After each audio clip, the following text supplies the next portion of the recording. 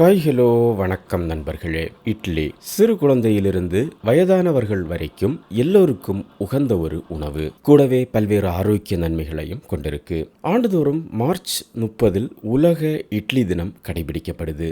ஆரம்ப காலங்களில் இட்லிய பண்டிகைகள், விருந்துகள், திருவிழாக்கள்ல மட்டுமே பந்தியில பார்க்க முடியும். ஆனா இப்போ எல்லா நேரத்திலையும், எல்லா காலகட்டத்திலையும் இட்லியை நம்ம பார்க்க முடியும். எந்த நேரத்திலையும் இட்லியை நம்ம செய்து சாப்பிடலாம். இப்போ உடல் நலனை பேணக்கூட மருத்துவர்கள் பரிந்துரைப்பது இட்லி தான். உடல் எடையை குறைக்க விரும்புபவர்கள் கூட தங்களுடைய டயட்டில் இதை முக்கிய மெனுவா வைக்கிறாங்க.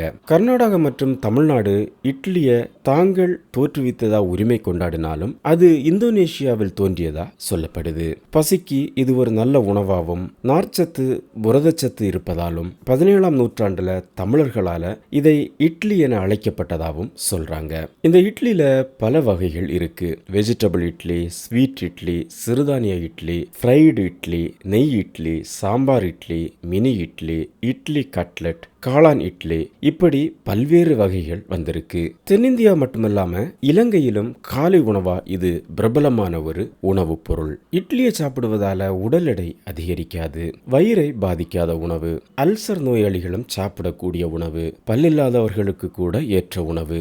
இட்லி மாவை நொதிக்க வைத்து இட்லி செய்வதால அந்த செயல்முறையில புரதம் மற்றும் தாதுக்களை உடைக்குது. இது கரையக்கூடியதாகவும் ஜீரணிக்க எளிதாகவும் இருக்குது.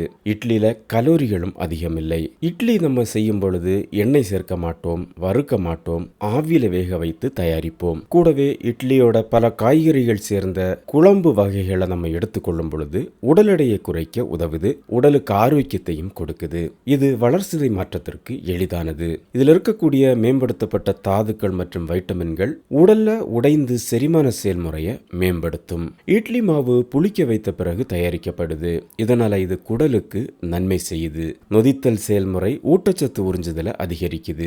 நன்மை பயக்கக்கூடிய குடல் பாக்டீரியாக்களின் வளர்ச்சியை அதிகரிக்குது.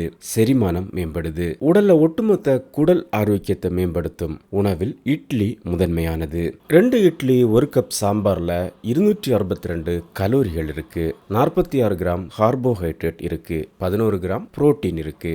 6 கிராம் கொழுப்பு இருக்கு. 12 கிராம் நார்ச்சத்து இருக்கு. 2 இட்லியோட 2 டேபிள் ஸ்பூன் தேங்காய் சட்னி வைத்து சாப்பிடும் பொழுது 172 கலோரிகள் கிடைக்குது. 21 கிராம் கார்போஹைட்ரேட் கிடைக்குது. 4 கிராம் புரோட்டீன் கிடைக்குது. 6 கிராம் கொழுப்பு கிடைக்குது. 5 கிராம் நார்ச்சத்து கிடைக்குது. 2 இட்லியோட 2 டேபிள் ஸ்பூன் தேங்காய் சட்னி 1 கப் சாம்பார் வைத்து சாப்பிடும் பொழுது 342 கலோரிகள் கிடைக்குது.